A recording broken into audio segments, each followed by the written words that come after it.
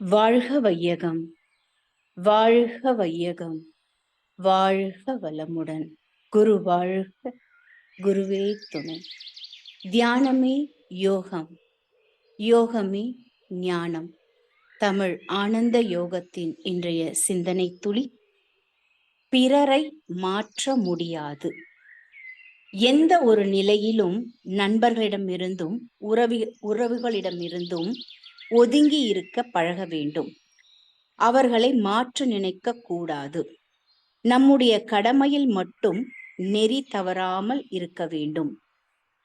பிறரை திருத்துவது நமது பணி அல்ல. இருந்தாலும் செயல் மாற்றங்களை கொண்டு வருவதற்கான உணர்வுகளை கொடுப்பதும் வேதாத்திரிய சீடர்களின் பணியாக இருக்க வேண்டும். எந்த ஒன்றை உணர்வால் உணர்த்த முடியுமோ அதனை மட்டுமே நடைமுறைப்படுத்தவும் முடியும். இதைத்தான் அருட்தந்தை அவர்கள் இன்ஃபர்மேஷன், கன்ஃபர்மேஷன் அண்ட் டிரான்ஸ்ஃபர்மேஷன் என்று குறிப்பிட்டார். டிரான்ஸ்ஃபர்மேஷன் நடந்தால்தான் அந்த கல்விக்கு வெற்றி கிடைத்ததாக கருத முடியும். இன்ஃபர்மேஷன் என்பதை மட்டும் கொடுத்துவிட்டு கன்ஃபர்மேஷன் அண்ட் டிரான்ஸ்ஃபர்மேஷனுக்கு முக்கியத்துவம் கொடுக்கப்படவில்லை எனில் அக்கல்வினை போதிக்கும் அமைப்புகள் பொருள் சார்ந்ததாக மட்டும்தான் இருக்கும். இன்றைய ஆன்மீகம் பெரும்பாலும் பொருள் சார்ந்த ஆன்மீகமாகத்தான் இருக்கிறது. அருள் சார்ந்த ஆன்மீகமாக இல்லை என்ற நிலை மிகவும் வருத்தத்துக்குரிய விஷயமாகும். மகரிஷி அவர்கள் கூட இத்தத்துவங்களை தனது சீடர்களுக்கு கொடுக்கும்போது விருப்பமுடன் கேட்பவர்களுக்கு, கேட்டு வருபவர்களுக்கு மட்டும் வேதாத்திரிய தத்துவங்களை கொடுங்கள் என கூறிவிட்டார். கேட்டு உணர்ந்தவர்கள் தம்மை மாற்றிக்கொண்டு வாழும் முறையை பார்த்து அதனால் தூண்டப்பட்டு இங்கு வருபவர்களுக்கு மட்டும் தத்துவங்களை கொடுங்கள் எனவும் கூறினார். நீங்களே தெரு தெருவாய் தேடிச் சென்று கொடுக்க வேண்டாம் எனவும் கூறினார். அப்படி கொடுப்பதால் அவர்களுக்கு தகுந்தாற்போல் தத்துவங்களை மாற்றி அமைத்துக் கொள்ள வேண்டி இருக்கிறது. அந்த நிலையினை நாம் கண்கூடாக பார்க்கவும் செய்கிறோம். இறைஞான ஆசிரியர் நன்மணி அவர்களுக்கு நன்றிகள். வாழ்க வளமுடன். வாழ்க வளமுடன். நன்றி அம்மா, வாழ்க வளமுடன்.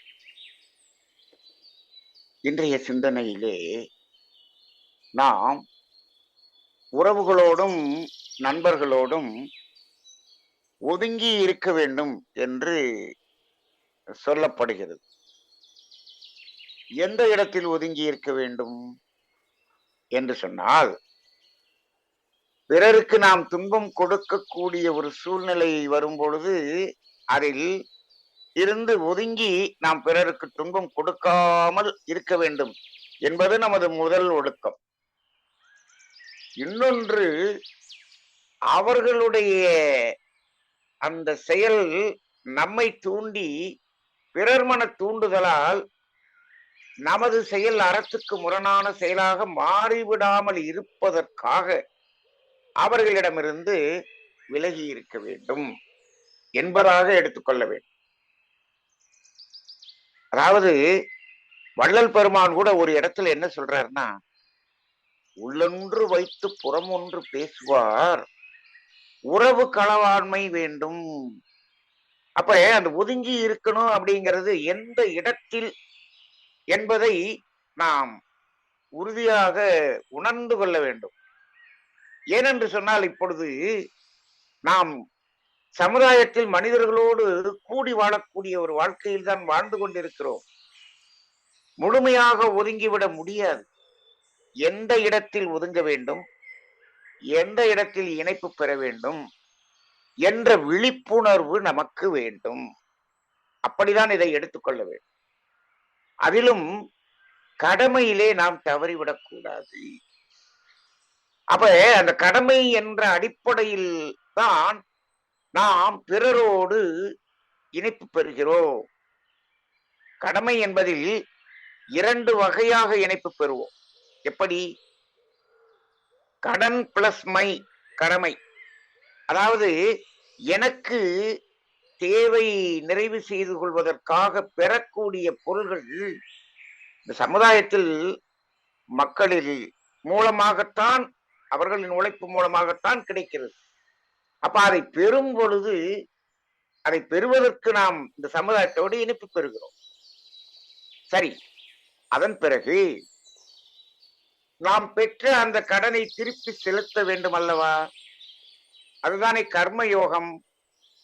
அதை மகரிஷி அவர்கள் கடமை அறம் என்று சொல்வார்களே. அதை திருப்பி செலுத்துவதற்கு நாம் அவர்களோடு இணைப்பு பெற வேண்டும். அவ்வளவுதான். அப்ப இந்த 2 இடமும் பிறரோடு இணைப்பு பெறக்கூடிய இடமாக இருக்கிறது. அதில் எந்த அளவு இணைப்பு இருக்க வேண்டும் என்பதையும் மகரிஷி அவர்கள் எங்கு தொடங்க வேண்டும், அந்த இணைப்பு எங்கு முடிய வேண்டும் என்றும் சொல்லிவிட்டார். தான், குடும்பம், சுற்றம், ஊர், உலகம் என்று அதனுடைய அந்த விரிவுத்தன்மையையும் சொல்லி இருக்கிறார். இப்போ அப்படி இருக்கக்கூடிய நிலையிலே நாம் உணர்ந்து அறநெறியில் வாழ்ந்து கொண்டிருக்கிறோம். நமக்கெல்லாம் என்ன ஒரு பேராசை என்று சொன்னால், இதில் நாம் சுகமடைந்து இருக்கிறோம், மனதில் நிறைவாக இருக்கிறோம். எல்லோரும் அந்த நிறைவை பெற வேண்டும். யாம் பெற்ற இன்பம் பெருக இவ்வையகம் அப்படின்னு சொல்லிட்டாங்க. இதை நாம் எப்படி எடுத்துக்கொண்டோம் என்றால், யாம் பெற்ற இன்பத்தை இந்த உலகம் முழுதும் பெற வேண்டும், நோக்கம் சரிதான். ஆனால் இதை அவர்களை நாம் அழைத்து ஒவ்வொன்றாக ஒவ்வொருத்தரையும் அழைத்து நாம் இந்த அறநெறியை அவர்களுக்கு சொல்ல வேண்டும் என்று சொன்னால், உண்மையிலேயே என்ன நடக்கும் என்று பார்த்தால், இது எனது அனுபவத்தில் சொல்கிறேன். நிறைய பேருக்கு நாம இதை கொண்டு போய் சேர்க்கணும்னு சொல்லும் போது, அவர்கள் நம்மை இந்த அற வாழ்க்கையிலிருந்து அவர்கள் வழிக்கு இழுத்து விடக்கூடிய சூழ்நிலை தான் வருகிறது. ஏனென்று சொன்னால், இந்த உலகில் அவர்களுடைய பர்சன்டேஜ் ஜாஸ்தி, வில் பவர் ஜாஸ்தி. நாம இன்றைக்கு இத்தனை தலைமுறையாக இருந்து வந்த பழக்கத்திலிருந்து விளக்கத்துக்கு இப்பொழுதுதான் மாறி இருக்கிறோம். 100 பேர் சேர்ந்து அவர்களுடைய பழக்கத்துக்கு நம்மை இழுத்தார்கள் என்றால், நாம் இப்பொழுதுதானே மாற்றம் பெற்றிருக்கிறோம். அதிலிருந்து விலகி விடக்கூடிய ஒரு சூழ்நிலையை அவர்கள் உருவாக்கி விடுகிறார்கள். நாம் நமது அறத்திலிருந்து விலக வேண்டிய ஒரு சூழ்நிலை வந்துவிடும்.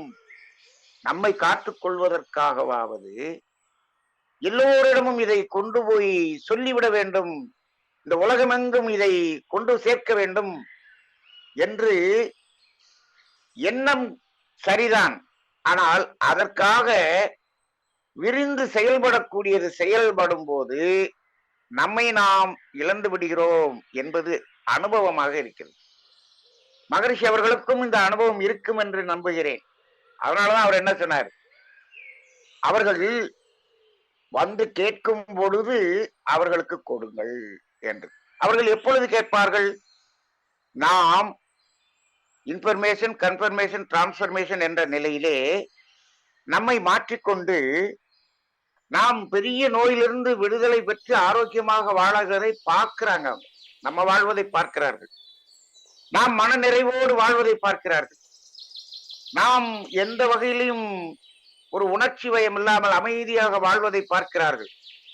இப்ப இதை பார்க்கும் பொழுது, எப்படி அப்பா இப்படி எல்லாம் இருக்க முடிகிறது உன்னால்? எப்படி இந்த அளவுக்கு அந்த நோயிலிருந்து ஆரோக்கியத்துக்கு உன்னை மாற்றிக்கொண்டாய் என்று கேட்கக்கூடிய ஒரு நிலை வரும் அல்லவா? அப்படி கேட்பவர்களுக்கு நீங்கள் இதை சொல்லுங்கள். இன்னொன்று, சமுதாயத்தில் துன்பம் அதிகமாக இருக்கும் பொழுது, தாங்க முடியாத நிலையில் இருக்கும் பொழுது, இதற்கு ஏதாவது வழி கிடைக்காதா என்று தேடிக்கொண்டிருக்கக்கூடிய அந்த தேடுதல் இருக்கிறதே, அந்த தேடுதல் இருப்பவர்களுக்கு இதை கொடுத்தோம் என்று சொன்னால், அதை கன்ஃபர்மேஷனாகவும் டிரான்ஸ்பர்மேஷனாகவும் மாற்றுவார்கள். அதனால அப்படி தேடி வர்றவர்களுக்கு மட்டும் கொடுங்கள் என்று சொன்னார். நாங்களெல்லாம் அப்படி தேடி சென்றோம். எங்களுக்கு மதுரையில் தீட்சை, எங்களுக்கெல்லாம் தீட்சை கொடுத்த முதல் ஆசிரியர் அனந்தநாராயணன் அவர்கள் காயகல்பம் எடுப்பதற்கு மதுரையிலிருந்து கார் எடுத்துட்டு கோபிசெட்டிபாளையத்துல போய் எடுத்துட்டு வந்தார். முதல் நிலை அகத்தாய் பயிற்சி ஒரு ஊர்ல எடுத்திருப்பார், ஈரோடுல எடுத்திருப்பார். 2ஆம் நிலை அகத்தாய் பயிற்சியை திருநெல்வேலியில எடுத்திருப்பார். இது மாதிரி ஒவ்வொரு ஊராக சென்று எடுத்ததெல்லாம் இருந்தது. அப்படி தேடிச் சென்று எடுத்த ஒரு காலத்தில் அங்கு மகரிஷியிடம் அந்த அருள்நிதியாக வரும்பொழுது அந்த ஒரு 300 பேர் வருவாங்க. 300 பேர்ல கிட்டத்தட்ட 95% பேர் அந்த ஒரு முகத்தில் அந்த ஆர்வத்தோடு வருவார்கள். அப்பொழுது அவர்கள் கொடுத்தது அப்படியே உள்வாங்கக்கூடிய ஒரு நிலை இருந்தது. அந்த அடிப்படையில் நாம் பிறரை மாற்றிவிட வேண்டும் என்று நாம் முயற்சி செய்யக்கூடாது. நான் மாற வேண்டும் என்று ஏங்கிக் கொண்டிருக்கக்கூடிய அந்த ஆத்மாக்களுக்கு நாம் மகர்ஷியினுடைய இந்த எளிமையான தத்துவத்தை கொடுத்து அவர்களை மாற்ற வேண்டிய பொறுப்பு நமக்கு இருக்கிறது. ஆக இந்த இடத்தில் ஆன்மீக கல்வி என்பது இன்ஃபர்மேஷனோட நின்று விட்டால் அது வெறும் பெருமையும் புகழும் பொருளும் தான் கொடுக்கும். ஆன்மீகத்துக்கு பொருள் என்பதே தேவையில்லை, அருள் என்பதுதான் தேவை. ஆக மற்ற கல்வி இன்ஃபர்மேஷனாக இருக்கிறது என்பது ஆமாம். கெமிஸ்ட்ரி படிச்சிருப்பாரு, ஆனா கெமிஸ்ட்ரியை அவர் பயன்படுத்தவே மாட்டார் வாழ்க்கையில். அப்படி ஒரு வேலை செய்து கொண்டிருப்பார். ஆனால் அங்கு அதுதான் வாழ்க்கையாக மாறுகிறதா? இல்லை, அது அப்படி இருந்துட்டு போகவில்லை, அதை பற்றி நாம் கவலை இல்லை. ஆனால் ஆன்மீக கல்வி என்பது இன்ஃபர்மேஷனாக மட்டும் இருந்துவிடக் கூடாது. இப்பொழுது கீதா உபதேசம், ராமாயணம் சொற்பொழிவு, இது எல்லாமே இன்ஃபர்மேஷனாக கேட்டுவிட்டு செல்லக்கூடியதாக இருக்கிறது. அதைத்தான் பழமொழியில் சொன்னார்கள். படிக்கிறது ராமாயணம், இடிக்கிறது பெருமாள் கோயில் என்று ஒரு பழமொழியாக சொன்னார்கள். ஏன்? அது வெறும் இன்ஃபர்மேஷனாக இருக்கிறது. ஆன்மீக கல்வி இன்ஃபர்மேஷனாக மட்டும் இருந்துவிடக் கூடாது. இன்ஃபர்மேஷனை கொடுத்து விட்டு அவர்கள் கோடி கோடியாக நாங்கள் பணம் ஈட்டிக் கொண்டோம், இது ஆன்மீகம் அல்ல, இது ஒரு வியாபாரம், ஆன்மீக வியாபாரம். அதனால ஆன்மீக கல்வி இன்ஃபர்மேஷனாக இருக்கக்கூடியது. அனைவருக்கும் கன்ஃபர்மேஷனாக மாற வேண்டும். கன்ஃபர்மேஷனாக மாறக்கூடிய அளவுக்கு நாம் இந்த தத்துவத்தை சொல்ல வேண்டும். அது டிரான்ஸ்பர்மேஷன் ஆகக்கூடிய அளவுக்கு சொல்பவரும் வாழ்ந்து காட்ட வேண்டும். இதுதான் இன்றைய சிந்தனையாக இருக்கிறது. அற்புதமாக சிந்தனை. வாழ்க வளமுடன்.